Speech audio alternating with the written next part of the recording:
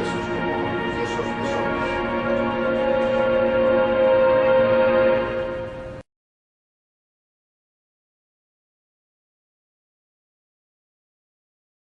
Ahora el doctor Paul Palmquist, de la Universidad de Málaga, nos hablará del registro pliocénico de mamíferos hasta incluso rozar o empezar la presencia de los primeros homínidos europeos. ¿Es posible? ¿Es correcto? Bien. Pues Paul Palmquist, salud. Muy bien, pues muchas gracias, Chimo. La verdad es que es un placer estar aquí. Yo conocí a Chimo hace 20 años en una jornada de la Sociedad Española de Paleontología en La Coruña. Ahí ya que los conoce, en la localidad. Desde entonces, la verdad es que he estado al tanto de su trabajo. Él lo ha llevado a todo tipo de congresos y además siempre lo ha hecho de una manera científicamente muy convincente y muy agresiva. Recuerdo en el año 2013 en las jornadas de Córdoba, que bueno, ¿sí? Era yo el moderador de esa sesión. Él llevaba 10 comunicaciones y parecía que el congreso era suyo, no había quien lo callase, ¿no? Nos puso unas diapositivas chulísimas. Fue cuando yo me di cuenta del potencial que tenía este registro paleobiológico, cuando empecé a ver los restos de manglar y todo lo que había por aquí. Y bueno, pues la idea de venir a hablar sobre todos estos temas es por ver un poco, por un lado, lo que él comentaba antes, cómo se complementa la información transversalmente, lo que es el registro de los ecosistemas del Plioclistoceno, continentales, de faunas terrestres, que tenemos documentados en el borde nororiental de la cuenca de Guadalquivir, que no está tan lejos, con esos mismos ecosistemas, pero en medios marinos y medios de transición, con registros puntuales de aportes fluviales y restos también de faunas terrestres ocasionalmente, ¿no? Por lo tanto, es un discurso científico, complementario, correlacionable, como digo, y mi idea es mostrar lo que puede un equipo multidisciplinar, transversal, que integre especialistas de todos los ámbitos, desde la pura geología, la sedimentología, la estratigrafía, la geocronología, pasando por las distintas disciplinas paleontológicas y algunas neontológicas, la tafonomía, la paleobiología, incluso la botánica, la zoología, que ya recurriremos a colegas, un amplio equipo moderno, competitivo, hacer en la puesta en valor de ese patrimonio, o sea, en sacar toda la información que atesoran esos yacimientos y esos fósiles y lograr con ello pues un patrimonio ya de carácter inmaterial que realza el propio patrimonio paleontológico, ¿no? Lo que me gustaría hacer un inciso antes de comenzar es llamando la atención porque ha habido algo que me ha sorprendido incluso más que este registro fósil, y es encontrar aquí a un político indalecio que yo pensaba que no existían. Hay muy poquitos ejemplos de políticos hoy día. Es muy fácil hablar mal de los políticos, la verdad es que motivos nos dan para criticarlos, pero yo siempre he tenido muy claro que el animal político por excelencia es aquel que solo se mueve por interés propio y solo acomete aquellas iniciativas, aquellas infraestructuras que es capaz de inaugurar al término de su mandato y rentabilizar en votos. Indalecio está haciendo lo contrario, está apostando por un proyecto a medio y largo plazo, por el futuro de una localidad, que posiblemente vendrá otro el día de mañana cuando esto sea un éxito, cuando Cueva de Almanzora se conozca internacionalmente, él quizá ya no está en política, y ese vendrá a ponerse la medalla. Pero lo que tiene valor es apostar ahora, en el momento. Consistorio que lo han aprobado por evidentemente. Iba a hacer yo ese agradecimiento ahora extensivo al resto, a la alcaldía y a los demás representantes, pero particularmente es aquí el concejal de Cultura el que está tirando de esta iniciativa y es justo reconocérselo, ¿no? Porque seguramente, pasado unos años dirá, bueno, ¿no hice yo el Quijote? No. Las quijotadas muchas veces dejan una literatura importante. Bueno, pasando entonces a lo que es el tema de la charla. Si se fijan, yo quiero hablar un poquito sobre los ecosistemas que teníamos durante el Plioclistoceno en el sur de la península ibérica, que están representados de manera excepcional en todo lo que es el área circunmediterránea, en estos yacimientos de la región de Orce-Ventavicena, para lo que es el Pleistoceno inferior, Baza 1, el nuevo yacimiento que excava también bienvenido Martínez Navarro, que ha sido siempre el coordinador de estos proyectos durante los últimos años, en el sentido de hacerles ver que estos paisajes que tenemos ahora, estas comunidades bióticas tan depauperadas, no son en absoluto indicativas de lo que es la historia paleobiológica más reciente de nuestra región, porque efectivamente, y es intencional, la frase, estos ecosistemas muestran la existencia hace 1,5 millones de años, en el caso de los yacimientos de Orce, de un vergel africano. Bien, además tenemos el valor añadido que siempre representa la presencia humana, encontrar con los testimonios más antiguos que se conocen de presencia humana en el margen más occidental de Eurasia.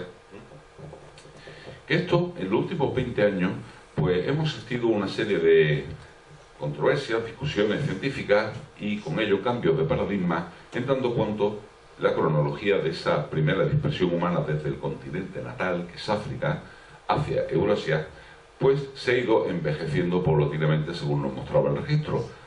Hasta mediados de los 90 se hablaba, esto es un marco conceptual que propusieron los investigadores de Atapuerca, de la llamada Europa joven. O sea, se reconocía pues, que no existían realmente evidencias concluyentes de una presencia humana en Europa por debajo del 1.000.000 de años. Yacimientos pues, como por ejemplo Boxgrove, Mauer, donde se escribió el Homo heidelbergensis, el antepasado del Neandertal, algunos como Schellingen o Leven en Alemania, algo ya más recientes, pero bueno, el grueso de las evidencias, incluso datadas más recientemente, muy en particular la cima de los huesos de Atapuerca, que contiene el registro fósil de homininos más importante a nivel mundial, más del 90% de los fósiles de homininos para estas cronologías del Pleistoceno medio proceden de allí, y otra serie de yacimientos, pues, como puede ser la Cueva de Aragón, el Kernsteinhen en Alemania, etc., ¿no? Bien, esto empieza a cambiar y ya se conocían algunas evidencias que apuntaban a una colonización muy anterior, con la formulación de la hipótesis de esa Europa madura en la que se contemplaba la cronología de la dispersión en torno a hace 1.000.000 de años. Básicamente porque se describe los montes Cesor en el nivel 6 del Cerro de Lina de Atapuerca, y bueno, pues todo esto lleva a envejecer la primera dispersión humana. Claro, ahí había un problema, ¿no? Cómo salen de África aportando una tecnología lítica muy rudimentaria, cuando precisamente en África ya se ha inventado una tecnología lítica de chilense, la faz de mano, 500.000 de años atrás. Entonces, ¿por qué salen? Ellos, los investigadores de Atapuerca, lo plantearon como una historia de listos y de tontos, no. Los tontos que son expulsados del continente natal y que se tienen que abrir camino a nuevas latitudes, los tecnológicamente avanzados, los inteligentes que se quedan. Bueno, la historia humana reciente nos demuestra lo contrario, ¿no? Eran los ingleses, idiotas y endogámicos que se quedaban en su isla, y los más sinvergüenzas, ¿verdad? Los que se iban a colonizar Australia, o se movían por el mundo, ¿no? Bueno, aquí tenemos una inglesa en Sorba, la mente inquieta, No, pero es que eso ha ocurrido con los ingleses, porque han sido particularmente viajeros, pero exactamente igual en nuestro caso, ¿no? En los españoles, ¿no? Bueno, eso fue una hipótesis que ya propusimos antes de mediados de los 90, Bienvenido y yo, que aquí no había que evaluar, digamos, enmarcar esa dispersión humana en función de las capacidades tecnológicas, culturales, sino considera que realmente en estas cronologías tan tempranas los homininos funcionan como una especie más de gran mamífero y su dispersión puede ser marcada por los mismos aspectos climáticos, ecológicos que afectan al resto, ¿no? Bueno, tendremos ocasión de discutir muy puntualmente más adelante algunos de estos temas, pero pasamos a la hipótesis de la vieja Europa, que esa hipótesis lo que nos dice es que efectivamente hay una dispersión muy temprana, está documentada a 1.800.000 años en el yacimiento de Amanisi, una antigua ciudad medieval, bajo la cual tenemos este registro paleobiológico extraordinario, próximo a Tiflis, a la capital de Georgia, y aquí estamos hablando de, a las puertas de Europa, un registro de casi 2 millones de años. Luego, con el tiempo, han ido apareciendo toda una serie de yacimientos que conservan evidencias muy antiguas. Tenemos Sinal Elefante, quizás hasta 1.200.000 años, en la propia Atapuerca. Tenemos los yacimientos, obviamente, de la región de Orce, como Barranco León y Fuente Nueva, con 1.400.000 años.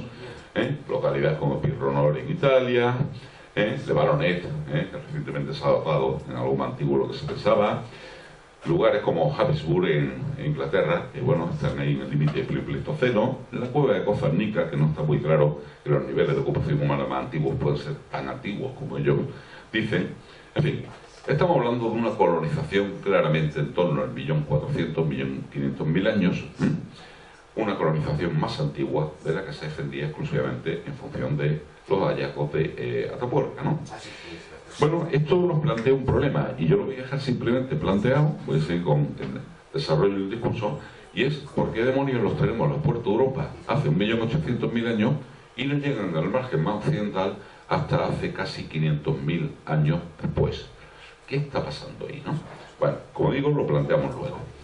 Bien, vamos a hablar entonces de estos yacimientos del Pleistoceno inferior, en el altiplano granadino, lo que es la depresión intraorogénica de Huediz-Baza, en la provincia de Granada, y lo que significan, en este otro aspecto más puntual, pero que nos interesa, porque es nuestra genealogía evolutiva, sobre el primer poblamiento humano de Europa Occidental.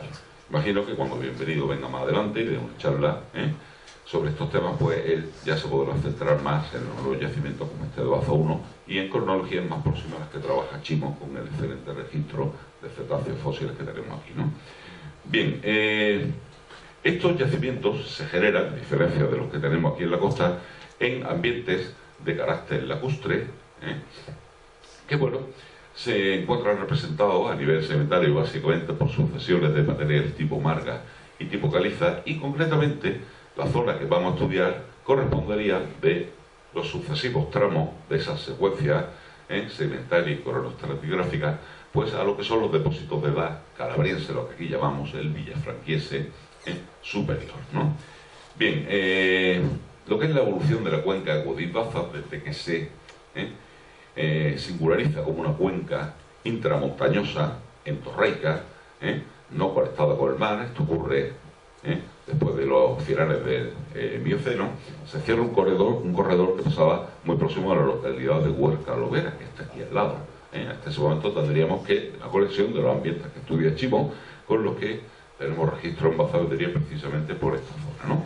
Pues esto está sujeto a una actividad tectónica impresionante. ¿Por qué? Pues sencillamente porque desde un punto de vista de colisión de placas tectónicas, lo que es la microplaca de Alborán, colisiona en el Mioceno con lo que era el margen sur de la península ibérica. Se estructuran los grandes relieves orogénicos de las cordilleras béticas, las llamadas zonas externas e internas, y entre esas cordilleras pues se forman toda una serie de depresiones posorogénicas, como la de Huediz-Baza y concretamente su margen más nororiental, que es donde tenemos estos depósitos lacustres, que en definitiva son los que favorecen la conservación del registro paleobiológico de las faunas de grandes mamíferos. Voy a ir rápido porque la conferencia finalmente, bueno, pues traje una que tengo preparada para un curso de verano de la UNIA en Baeza, y esa conferencia es de 2 horas y media. Aquí no me voy a meter evidentemente en los detalles. Si luego alguien quiere que le dé los detalles matemáticos, geológicos, taxonómicos, pues ya podemos hablar puntualmente, ¿no? Vamos a ir a los resultados, ¿no? Bien, una cosa muy interesante y uno de los temas de investigación que hemos desarrollado en los últimos años, gracias precisamente al análisis geológico exhaustivo de esta depresión por parte de un colaborador del equipo, el profesor García Aguilar, oriundo de Granada, pero aficado en Fuengirola y miembro de nuestro equipo, es precisamente que por su actividad tectónica, por su dinamismo tectosedimentario, todo lo que son las béticas están muy sujetas a la presencia de surgencias de aguas termales, de aguas que vienen del interior de la Tierra y que aportan pues toda una serie de minerales, una serie de condiciones que, como luego veremos, pues configuran durante el periodo Pleistoceno toda esta región en una especie de oasis, de vergel, de aguas cálidas, con sales que favorecen el crecimiento vegetal, en fin, un lugar de una exuberancia faunística, como luego nos daremos cuenta, y por lo tanto un punto de diversidad biológica, un hotspot que atrajo a los homínidos. Bueno, tenemos 21 de tales fuentes termales en lo que es la cuenca de Baza y van alineadas con esos sistemas de fracturas que estamos hablando, que se orienta en general conforme a lo que es una gran falla transcurrente, una gran falla horizontal, de dirección 50 grados al norte, 70 grados oeste, sería el accidente de Cádiz-Alicante, y todo lo que serían los sistemas de fallas, que son ortogonales, perpendiculares a la misma, como sería el gran accidente tectónico de Baza, y algunos menores que Chimo ya nos hablaba el otro día en el campo enseñando estas formaciones estratigráficas. Bien, podemos estudiar la composición de esas fuentes termales, que algunas de ellas siguen siendo activas en la actualidad, ver su caracterización hidroquímica. Evidentemente, todo esto necesita de un control estratigráfico exhaustivo. Tenemos las columnas de material que se han ido levantando, muchas más que se van a levantar en el curso de los futuros proyectos. Las evidencias mineralógicas, paleontológicas, como por ejemplo las presencias de travertinos ligados a estas surgencias hidrotermales, muy similares a los que se generan hoy día en Alicún de las Torres, y los que Chimo nos ha enseñado, que también tenemos aquí, porque esto es lo interesante, ¿no? Que también estos depósitos de manglares tan sugerentes, de carácter subtropical, que tenemos evidencia en Cuevas de Almanzora, están además asociados a ese tipo de surgencias de aguas cálidas y muy productivas, ¿no? Bien, hablamos de ese dinamismo tectónico, hablamos de una reconstrucción inicial de carácter estratigráfico y paleogeográfico que nos pone de manifiesto la evolución de estos ambientes en el tiempo, los análisis geoquímicos que nos van mostrando la presencia pues, de toda una serie de marcadores hidrotermales, desde arcillas de neoformación hasta minerales curiosos como la celestina, que se presentan, son indicativos en niveles negros de esa actividad hidrotermal, y se presentan, por ejemplo, en la zona de Benaburel, asociados a unas alternancias rítmicas de yeso, de vargas, muy similares a las que Chimo también nos estuvo enseñando el otro día en el campo, ¿no? O sea, muchas de las cosas que se han avanzado en el estudio de la cuenca de Guadix-Baza son perfectamente correlacionables, y nos van a permitir ir más rápido en este estudio geológico de lo que es la cueva de la depresión de Cuevas de la Almanzora, ¿no? Bien, vamos a ir pasando un poquito, ¿no? ¿Cuál sería el análogo de esos sistemas de grandes lagos que tendríamos en la depresión de Guadix-Baza?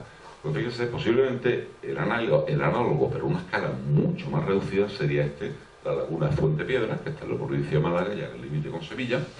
Como ustedes saben perfectamente, la laguna de Fuente Piedra se conoce y se estudia muy bien porque es un lugar de nidificación de flamencos, ¿no? Bueno, la laguna está a una altitud media, tiene una superficie limitada, solo 13,5 kilómetros cuadrados de extensión. La profundidad general es decimétrica, máxima de 1,8.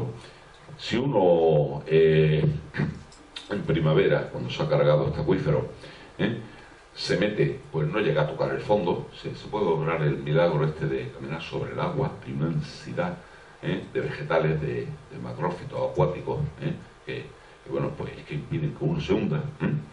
Y bueno, pues tiene un balance hidrológico, que son los datos que estoy poniendo ahí, unas precipitaciones que vienen a ser compensadas con lo que serían los aportes de lluvia directa en las lagunas, correntía, etcétera, con lo que serían las pérdidas por evaporación, por transpiración, etcétera, etcétera, ¿no? ¿A qué nos lleva eso? Pues que el balance hidrológico se cumple año a año, pero claro, en la época seca normalmente no encontramos la laguna así, totalmente desecada, con ese flamenquito que se ha quedado rezagado. ¿Tendríamos algo parecido en la zona de Orce durante el Pleistoceno? Pues no puede ser así. Ahora, ¿qué nos dicen los datos actuales? Estamos allí a 970 metros, hablamos de un lago, sería más correcto decir unos sistemas lacustres, que en extensión superficial serían unos 600 kilómetros cuadrados, no los 13,5, que estamos hablando de otra dimensión, otra escala, ¿no? Una profundidad media de 2 metros, máxima de 15, en las construcciones de lo que serían esos lagos. Un volumen de agua muy aproximadamente de 1200 hectómetros cúbicos, y bueno, lo que son las precipitaciones hoy día en Orce, en torno a 350 mililitros, nos llevan a que necesitaríamos 5,7 años para una recarga natural por precipitaciones de lo que sería el volumen de aguas que tiene ese lago. Las aguas termales evidentemente no aportarían, pero ellas solas necesitarían 40 años para la recarga. O sea, si Fuentepiedra, que viene a llover, os aporta por el acuífero subterráneo aproximadamente lo que se evapora, pues se llena y se deseca estacionalmente cada año, en Orcel esto, bueno, sería muy ocasional que tuviéramos los lagos llenos de agua. Y claro, ¿qué es lo que ocurre? En Orcel tenemos un registro paleobiológico, entre otros elementos, con esta especie de hipopótamo, de la que luego hablaremos en más detalle, el hipopótamo anticus, que era de hábitos más anfibios que el hipopótamo moderno. Bueno, el hipopótamo hoy día no podría vivir en Orcel, ¿no? Si la cuenca permaneciese cerrada, pero la cuenca se secase estivalmente, ¿dónde iban esos hipopótamos durante la estación seca? Luego, por otra parte, actualmente el clima es mucho más riguroso, más continentalizado, en invierno se nos helaría el agua. Entonces, como demonios, ponemos en contexto la presencia de esos hipopótamos con el marco paisajístico, climático que tenemos hoy en día. Y bueno, pues esto nos lo empiezan a aportar datos, en este caso, como nos comentaba antes el profesor de Renzi, procedentes de la biogeoquímica isotópica. Ahí tenemos unas gráficas en las cuales vemos lo que son los datos de las proporciones relativas de isótopos estables. Esto nos sirve para datar, pero sí que nos hablan de paleodietas, del nivel, la posición en la cadena trófica de la especie. Datos, como digo, de Amboseli, en África, en Kenia, parque natural muy importante, donde llueve aproximadamente lo que llueve en la actualidad en esta región del altiplano grenadino. El parque de Kasungu, en Sudáfrica, un lugar bastante más húmedo, casi 3 veces más precipitaciones, y fíjense en Ventamicena, el yacimiento por excelencia de Orcel, para estas cronologías en torno al 1,5 millones de años atrás. Valores isotópicos en el mismo rango. Estos isótopos que se correlacionan inversamente sus valores relativos con las precipitaciones. O sea, ahí podemos ya deducir, a partir de un análisis químico de los fósiles conservados en el yacimiento, que hace 1,5 millones de años en Guadibaza llovía el triple de lo que llueve en la actualidad. Con lo cual sí que conversamos ya los tiempos de recarga, sumando además los aportes hidrotermales, y tenemos un lago que, bueno, pues necesitaría 2,6 años para la recarga completa. La evidencia estratigráfica nos dice que no se produce tal recarga completa, esto lo veremos más adelante, pero hay unas oscilaciones de las superficies cubiertas por el agua, y, como digo, con el termalismo ya sí que cuadramos ese balance, ¿no? Bueno, era una cosa que, en fin, nos tenía inquietos, ¿no? Hasta que, haciendo números, gracias a las evidencias que manejamos en estos últimos años de investigaciones, hemos logrado dar respuesta a por qué no se secaban los lagos, cosa que sabíamos que no ocurría, porque si no, no habríamos podido tener esos hipopótamos viviendo allí. Esto sería una reconstrucción paleogeográfica de las superficies inundadas por los lagos en aquellos momentos donde la lámina de agua fuese alta, momentos climáticos húmedos, dentro de un año, la estación invernal, cuando más llueve. Eso es lo que aparece en la reconstrucción de la izquierda, y a la derecha aquellos momentos en los cuales la estación estival, si estamos hablando de ciclos astronómicos tipo Milankovitch, llevan a momentos más secos cuando estuviese más bajo el nivel de las aguas. Bueno, estamos hablando de 5.545 kilómetros cuadrados cubiertos por, de superficie que tiene lo que es la cuenca de Guadibaza, o que tenía, mejor dicho, según los depósitos que había en el Calaveriense, o sea, hace 1,5 millones de años, de los cuales inundados, según estemos hablando de esos momentos de alta o baja lámina de agua, oscilaríamos entre 1762 y 836. Luego lo que nos queda es la superficie emergida, la cuenca está rodeada por las cumbres más altas de las cordilleras béticas, habitable tanto para la fauna de grandes mamíferos como para nuestros antepasados, los homininos, entre 3.783 y 4.709 kilómetros cuadrados. Bueno, luego veremos, a cierta edad de las charlas, y han tenido la paciencia de aguantarme, que hemos hecho hasta cálculos de cuáles serían las densidades poblacionales para estos primeros habitantes del margen occidental de Eurasia, y hemos tenido unos valores en consonancia con los que tienen hoy día los cazadores recolectores, como por ejemplo los del desierto del Kalahari o los Azas de Tanzania, de 12 individuos cada 100 kilómetros cuadrados. Por lo tanto, entre 454 y 565 meninos, ese sería el rango de confianza para estos momentos. Bueno, este dato parece que no nos dice nada, pero nos dice algo importantísimo. La gente que habita en pueblos donde la población es reducida sabe que hay muchos problemas de endogamia, de consanguinidad. Gente que se casa y que están emparentados y son primos y hay que llevar la endogamia. Pues la endogamia lleva a un riesgo para la población porque empiezan a aflorar alelos recesivos, en algunos casos letales, y bueno, pues digamos que esto es un grave compromiso para la viabilidad de la población. Estamos hablando de una superficie muy amplia, pero donde tenemos la población total que es la mitad de un pueblo como Orce. Bueno, ¿esto qué nos explica? Pues entre otras cosas creo que nos explica algo muy interesante, y es que el registro arqueológico, las industrias líticas que luego aparecerán, que nos están marcando cuando están allí presentes nuestros antepasados y están tallando piedra en siles de una manera muy rudimentaria y la están utilizando esas industrias para acceder a la carne de los cadáveres de ungulados, de probocidios, en competencia con las hienas gigantes carroñeras, en fin, lo que vamos viviendo pincelada, son momentos muy concretos. O sea, las poblaciones son efímeras, se extinguen y como la cuenca está relativamente cerrada, tiene que pasar mucho tiempo para que vuelva a ser colonizada.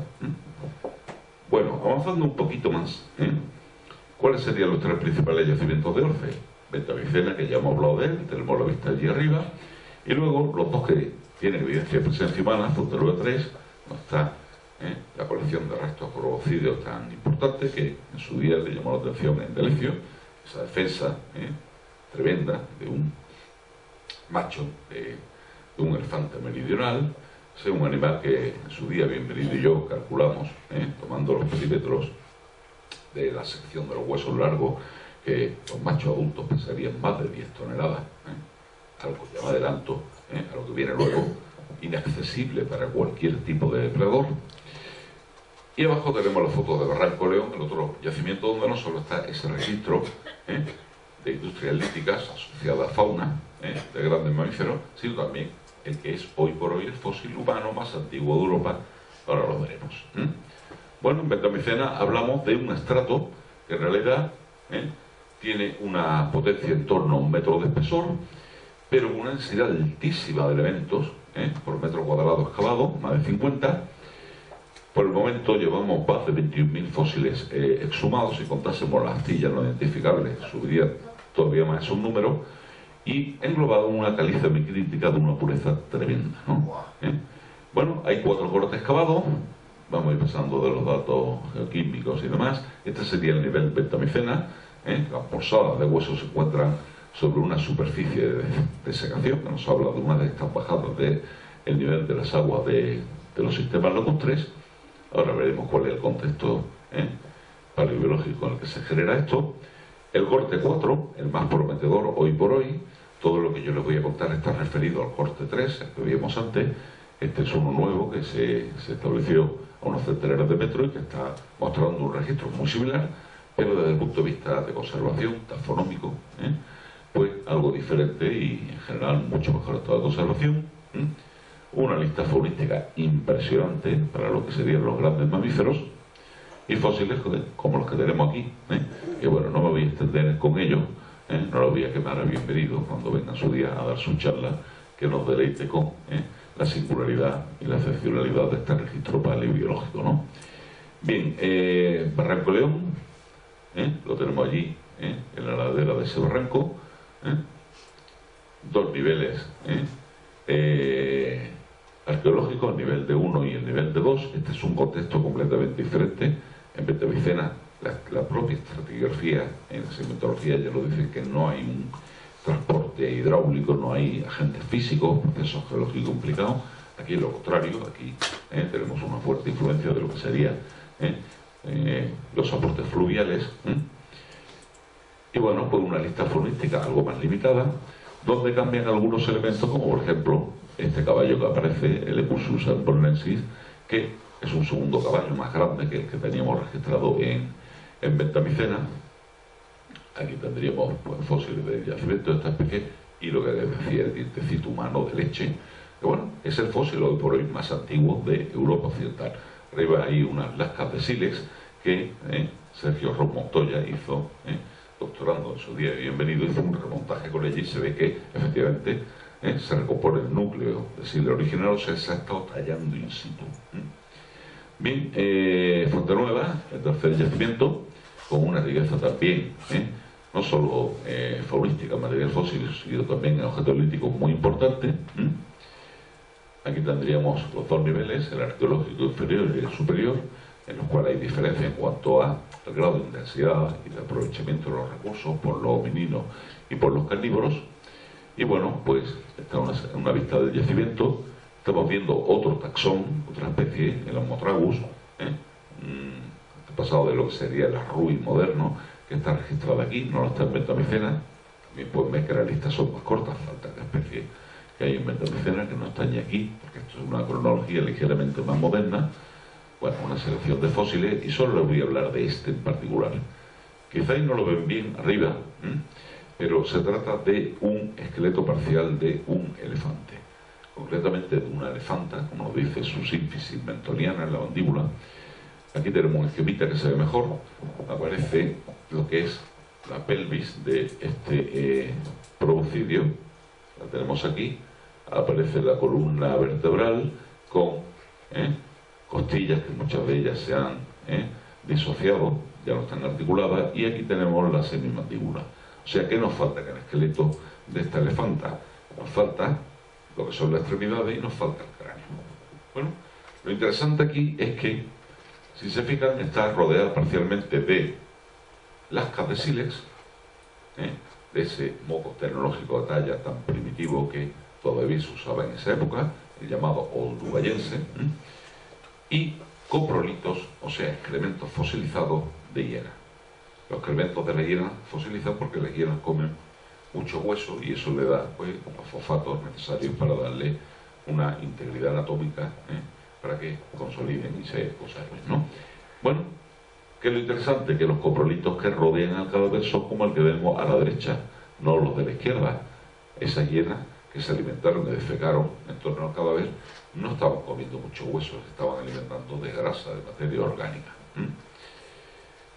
Luego, la secuencia más razonable es esta. Llegan los homininos, aprovechan que la elefanta ha muerto ya vieja, descargan, desmembran, quizás fracturan, y de ahí la importancia del yacimiento de bloques de calizas dolomíticas de las sierras jurásicas que hay en las inmediaciones, que no han sido transportadas por un agente físico, las han llevado ellos, fracturan el cerebro, el cráneo, acceden al cerebro y se marchan rápido porque cuando llega la hiena, evidentemente, allí ya no come nadie más. Y no come nadie más, entre otras cosas, porque son hienas de más de 100 kilos de dimensiones corporales que duplican las de una hiena manchada moderna. Y bueno, pues estos depredadores eran formidables como para plantarles cara en estas cronologías, ¿no?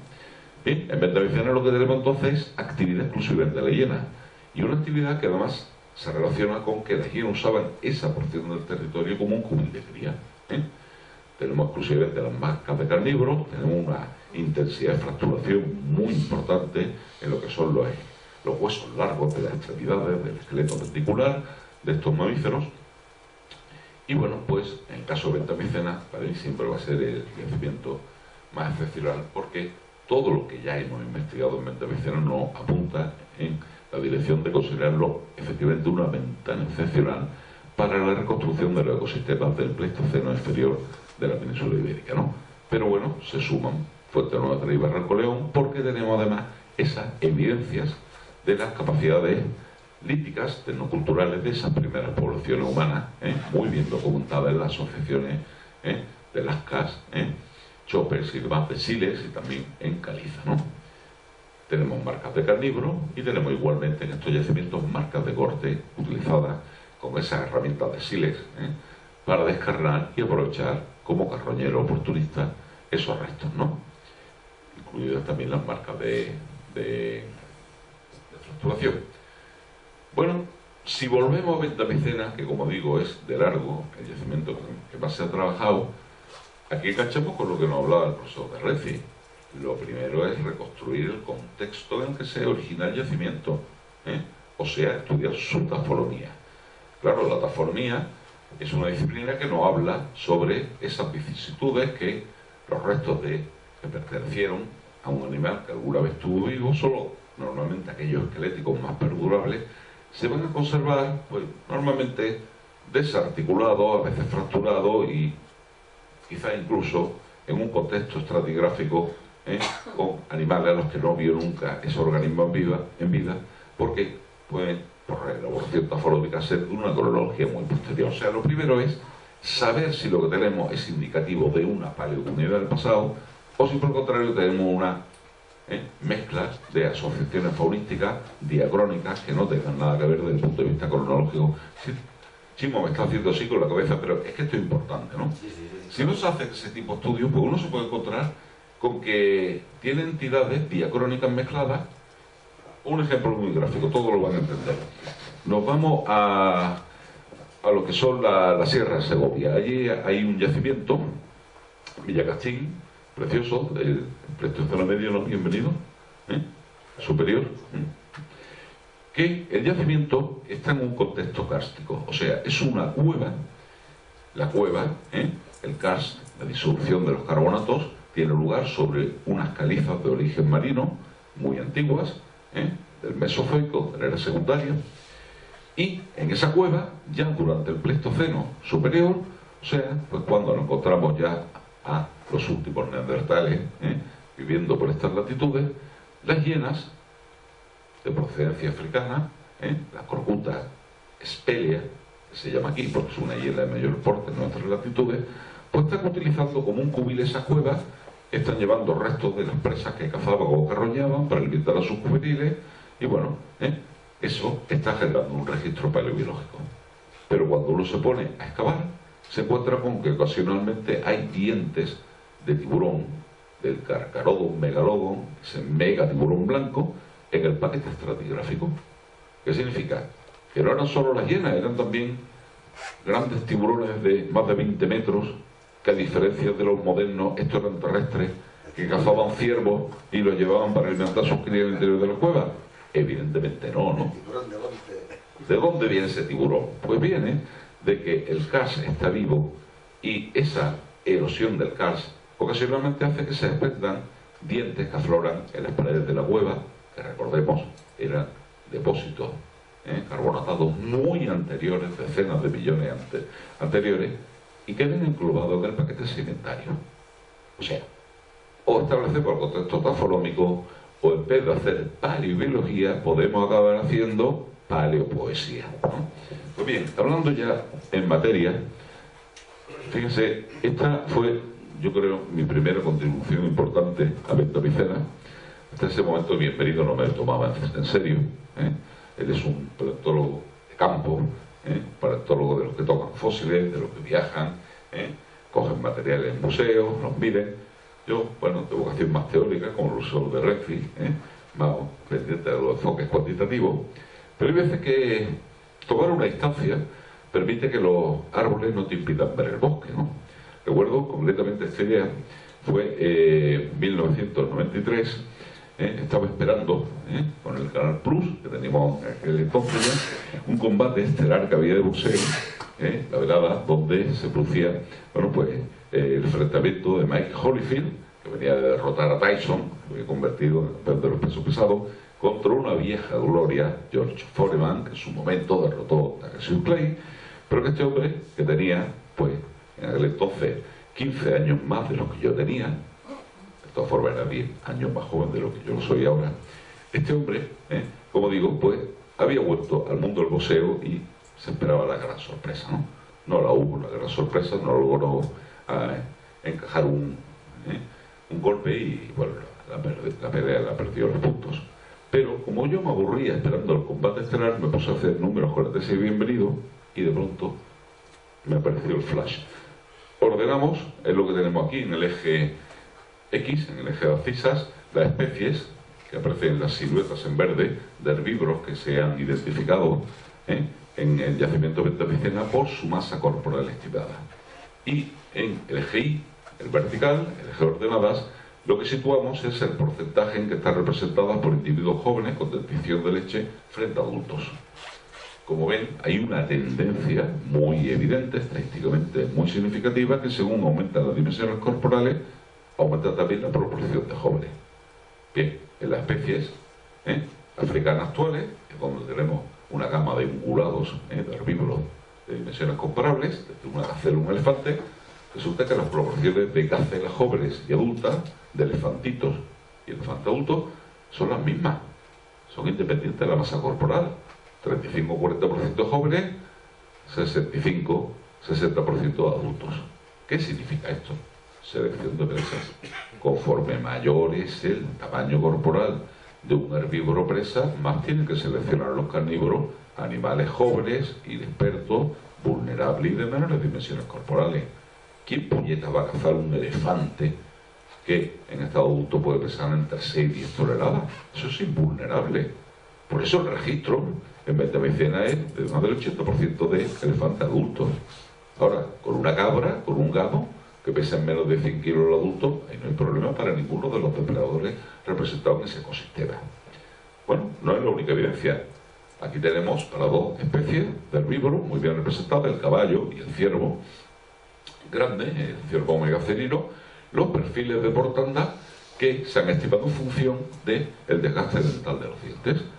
Fíjense que son lo que se llaman perfiles en U, de mortandad diacrónica, de mortandad sobre individuos muy jóvenes, con dentición de leche, o individuos ya adultos con la dentición muy desgastada, donde ya le queda menos de la mitad del diente útil para seguir masticando, ¿no? De igual forma, una cantidad de osteopatologías. En su día, Bienvenido y yo hicimos un examen muy preliminar de la colección depositada en aquel entonces en el Museo de Orce. Ya vimos que había una serie de ejemplares muy llamativos. Luego vino una doctoranda nuestra en común, Patrocinio Espigari, y ya hizo un estudio exhaustivo.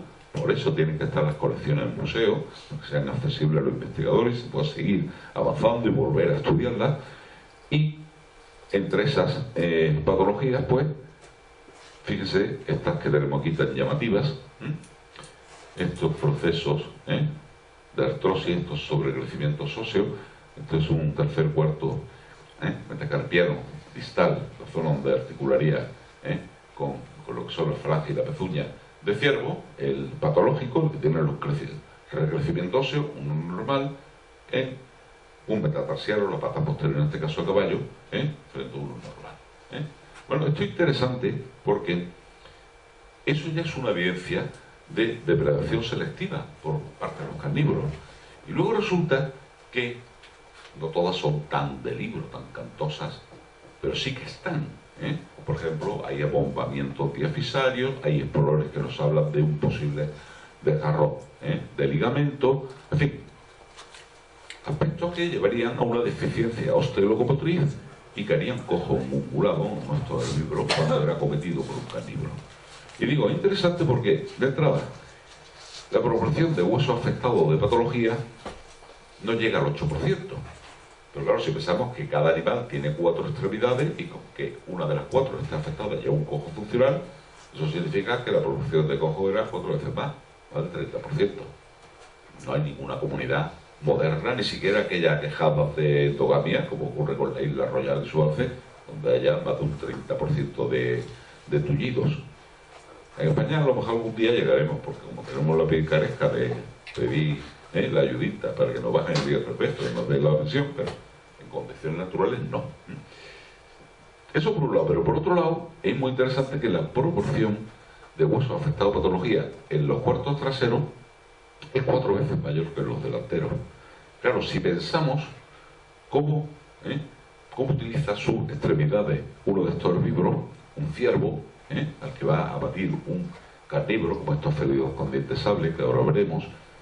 Si pensamos en ello, hay 2 modos de caza, básicamente los carnívoros: la emboscada o una carrera prolongada de velocidad persiguiendo. Si el animal ya está corriendo, las 4 patas funcionan igual. Ahí te incapacita tanto ser cojo con los cuartos delanteros como los traseros, pero en la arrancada las importantes son las traseras.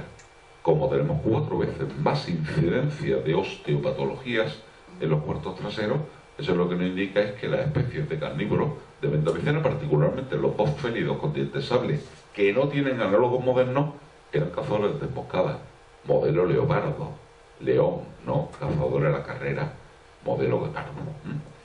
Bien, aquí vemos algunas de estas patologías son súper llamativas. Por ejemplo, en este caso, fíjense que estamos hablando de una epífisis distal, ¿no? Bienvenido. Sí. Una epífisis distal que ya no tiene ninguna funcionalidad. Fíjense los abombamientos. Y de hacerse una tesis doctoral sobre este material identificado por Patro por parte de un veterinario, un chico muy vocacional, pero la crisis se llevó su trabajo en Málaga por delante, se tuvo que volver a Extremadura y la tesis quedó abortada. Bien, ese es el primer sesgo. Lo que tenemos en Bentavicena procede no de un animal muerto por cualquier causa, sino de un animal abatido por un carnívoro. Segundo, ahí comparamos la abundancia de restos de herbívoros que hoy día cazan por sí mismas las hienas manchadas, que los carroñean, de capturas por parte de leones, de perros salvajes, de depredadores africanos, y en ese color moradito lo que encontramos en el yacimiento de la tofocerosis de Bentavicena. Si se fijan, la similitud es con lo que carroñean las hienas manchadas, clarísimamente, salvo en las especies de muy pequeño tamaño corporal, que obviamente las carroñerían, pero las consumirían in situ, no le iban a transportar kilómetros con tan poco que comer luego en su cubil. Luego tenemos un segundo sesgo. Tercero, ¿cómo transportan? Cuando comparamos las abundancias relativas de las especies más importantes de herbívoros, vemos que la cabra, el gamo, están representados por aproximadamente el doble número estimado mínimo de individuos por dientes, algo que no se come una hiena, que por huesos. Pero ¿y si nos vamos al caballo? ¿Y si nos vamos a la derecha en todo el bisonte? No. Pese a que la inmensa mayoría de los elementos óseos han sido fracturados por la hiena para acceder a la médula ósea, al tuétano interior, aún así los números mínimos de individuos que se pueden estimar por números mínimos de elementos y de patas siguen siendo más altos, el doble. O sea, ¿qué dice eso? Que no han transportado cadáveres completos, han transportado patas, bien traseras, bien delanteras, con preferencia, en función no de la cantidad de carne, sino de la cantidad de médula ósea. La carne se la comen in situ, en el campo, donde encuentran el cadáver que ha batido un carnívoro, al que han estado siguiendo. Luego, fracturar ya te está jugando una muela, eso hay que hacerlo en el entorno de los cubiles. Pero digo, es importante, porque eso nos da algo, un detalle paleobiológico de primer orden. Y es que nos dicen que, a diferencia de las hienas manchadas modernas, que salen en grupo para cazar o carroñar, estarán básicamente solitarias. Si hubieran ido en grupo, habrían desmembrado el cadáver y cada uno habría cogido una extremidad, el espinazo, y lo habrían transportado todo hacia el cubil de cría. Si lo han hecho, porque eran solitarias. Bueno, tendríamos un siguiente sesgo. ¿Qué hacen en el cubil? Fracturan y fracturan diferencialmente según la cantidad de médula ósea. Por lo tanto, hay elementos más proximales, como el húmero, el fémur, que están muy mal representados en la asociación. Otros más distales, como los metapodios, las falanges, que tienen menos interés nutricional, son los que se conservan. O sea, tenemos un basurero en el que se está generando los residuos de la alimentación de las hienas que siguen esa secuencia de consumo que vemos ahí, o más detalles si le metemos matemáticas utilizando estadísticos multivariantes, lo cual nos permite ver según tipo de herbívoros, según tipo de elementos óseos, cuáles son las porciones anatómicas conservadas. No voy a entrar en estos detalles porque ya sería excesivamente complejo, ¿no? O sea, un basurero generado en el entorno de los cubiles de cría por una hiena que, cuando tomamos las dimensiones de su hueso largo, fíjense, nos salen más de 110 kilos. Cuando calculamos en función de las dimensiones de su mandíbula y utilizando un método de la mecánica clásica, la teoría de vigas, que por ejemplo usan los ingenieros para cálculo de resistencia de materiales, vemos que es una hiena que podía ejercer hasta 10 veces más fuerza que una hiena moderna a la hora de fracturar elementos óseos. Una hiena con una capacidad osífraga brutal, pero esto que tenemos es Bentavicena. Si ahora comparamos los distintos tipos de herbívoros según sus tamaños corporales que cazan o carroñean las hienas en distintos ecosistemas del África Oriental, nos encontramos que las cosas varían mucho. De hecho, incluso si lo vamos al sur de África, como el Kruger, Fíjense que la mayor parte de lo que comen las hienas es lo que le carroñan a los leones. Bueno, ¿será que la taxonomía no habla de este comportamiento tan carroñero para unas condiciones excepcionales de la cuenca de Guadizaza? Bueno, si verá tiempo volveremos y veremos que no es así, ¿no? O sea, finalmente, ¿qué es lo que tenemos? De la comunidad original, herbívoros que fueron cazados selectivamente por los carnívoros dominantes. Estos son unas billetas tipo cómic que me hizo un alumno de paleobiología hace ya un par de décadas. Esos carnívoros les son arrebatadas sus capturas. Las hienas transportan selectivamente porciones anatómicas o cadáveres completos según tamaño de la presa, y finalmente, que en el entorno de los cubiles se conservan los residuos de su alimentación en ese basurero generado en el entorno de los mismos. O sea, la información paleobiológica va disminuyendo según van teniendo lugar todos esos secos. Pero paralelamente, como el comportamiento de las hienas, su selección, su fracturación de los elementos deja una huella, aumenta la información taxonómica. ¿Dónde está la clave? En descodificarla y, una vez desencriptada, reconstituir lo que hemos perdido, lo que nos interesa. O sea, pasar de lo que tenemos arriba a lo que tenemos abajo. De esa asociación fósil a una comunidad en vida como la que nos reconstruyó Mauricio Antón, el paleoartista más reputado de nuestras latitudes. Pero, ¿cuál es el problema ahí? Pues que la belleza, muchas veces de los cuadros, y Miguel o Anastasio me corregirán, radica en los detalles más que en la visión de conjunto. Esa visión de conjunto es correcta, pero los detalles no lo son. ¿Y cómo puñetas sabemos eso? Pues gracias a datos nuevamente isotópicos. Aquí tenemos isótopos de carbono, que en este caso nos hablan de, en los herbívoros, el tipo de alimentación, si es una alimentación más de hojas, más de hierba, de nitrógeno, que yo lo decíamos antes, la posición en la pirámide trófica, herbívoros, omnívoros, carnívoros. Cuando vemos los datos isotópicos para los herbívoros con el carbono, nos surgen estos tres grupos: los bóvidos, el búfalo, Taxonia, Stitos, Hemasorgelia, en fin, hasta llegar al tamaño cabra, valores más altos. Intermedios, los ciervos; más bajos, el rinoceronte y el caballo. Recuerdo cuando, tratando de interpretar estos resultados, los vimos con el biogeoquímico inglés, pero de origen australiano, Darren Crockett, que actualmente está en la Universidad de Durham. ¿Cómo los podíamos interpretar? Darren, que sabía mucho de biogeoquímica isotópica, pero no sabía nada sobre la alimentación de los mamíferos, me decía, bueno, los de la derecha son los más paseadores de hierba, los de la izquierda los más ramoneadores de hoja. En el caso del rinoceronte eso es cierto, pero un caballo no es un ramoneador de hoja. Si hay un paseador por excelencia de hierba, es el caballo. O sea, Darren no tenía ni puñetera idea de lo que estaba hablando. Bueno, nuevamente, la imaginación ayuda muchas veces a encontrar una respuesta a este tipo de problemas. Y yo no sé por qué, se me vino una visión muy escatológica a la cabeza. Pensar en las boñigas. ¿Cómo es la boñiga de un caballo y cómo es la de una vaca? Una boñiga de un caballo todos la hemos pisado. No hay ningún problema, ¿no? Hay hierba sin digerir. Pero en una boñiga de vaca, lo que en la región pampeana, que están las mejores vacas del mundo, en la Hereford, que llevaron los ingleses para aprovechar los mejores pastos del mundo, en la región bonaerense, son pastos uruguayos, lo que allí llamamos una bosta. ¿Eso lo podemos pisar o hay...? Eso es un problema, ¿verdad?